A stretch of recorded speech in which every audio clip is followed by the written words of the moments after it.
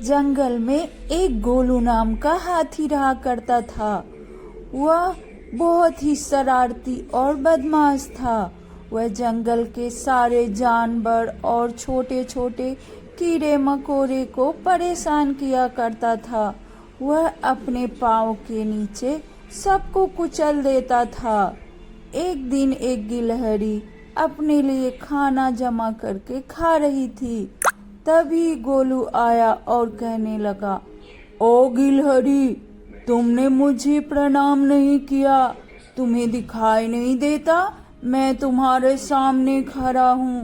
गिलहरी कहने लगी, मैं भोजन कर रही हूँ तो मैं आपको कैसे प्रणाम कर सकती हूँ।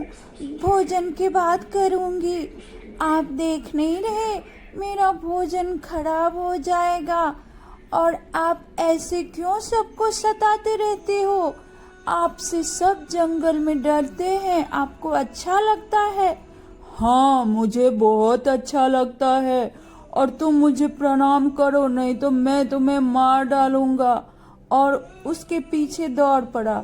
गिलहरी भागकर अपने पैर पर चली गई और हाथी उसके खाने को कुचल दिया। गिलहरी अपने पैर पर चढ़ गई और हाथी के रवैये को देखकर वो बहुत गिलहरी पेड़ पर बैठी हाथी की तरफ देख रही थी।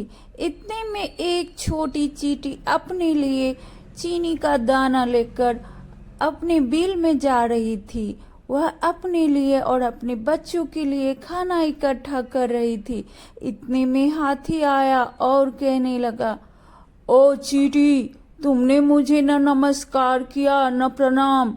तुम्हें पता नहीं मैं इस जंगल का राजा हूँ। मैं तुम्हें कुचल दूंगा। चींटी कहने लगी, आप ऐसे क्यों करते हो हाथी भैया।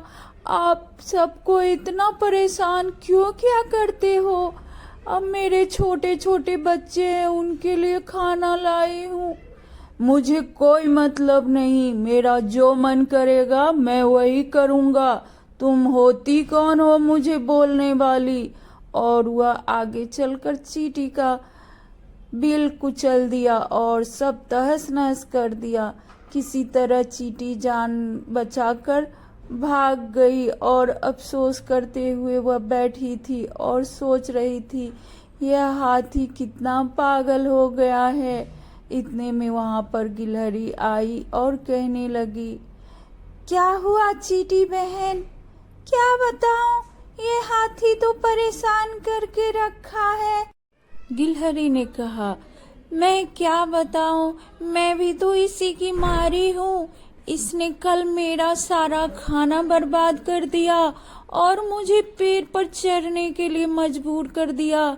इसे तो कुछ न कुछ सबक सिखाना ही पड़ेगा। हाँ, आप ठीक कह रही हैं गिलहरी बहन, ये तो बहुत ही ज्यादा उपद्रव करने लगा है।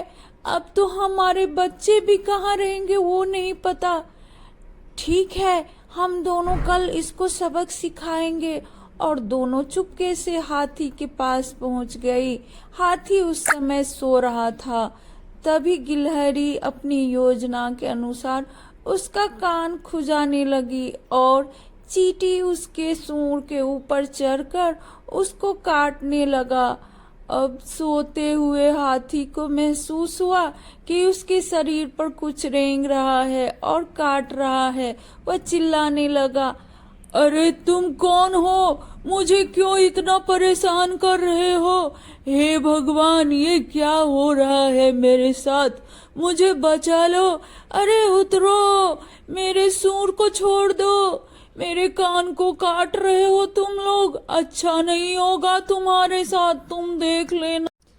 गिलहरी ने कहा, अब पता चला जब तुम दूसरों को परेशान करते हो तो उसे कैसा लगता है। अब तुम माफ करोगे ना सबको, अब तुम किसी को परेशान तो नहीं करोगे ना। चींटी ने कहा, हाँ हाँ, अब मैं माफी मांग रहा हूँ, मुझे छोड़ दो। अब मैं किसी को नहीं सताऊंगा और सबके साथ खुशी पूर्वक जंगल में रहूंगा। देखा, जब अपने पे आता है तो कैसा लगता है। ऐसे ही हम लोग भी परेशान होते हैं, लेकिन तुम तो कुछ मानते ही नहीं थे। नहीं नहीं, मुझे माफ कर देना। अब मैं सबके साथ प्यार से रहूंगा और सब प्यार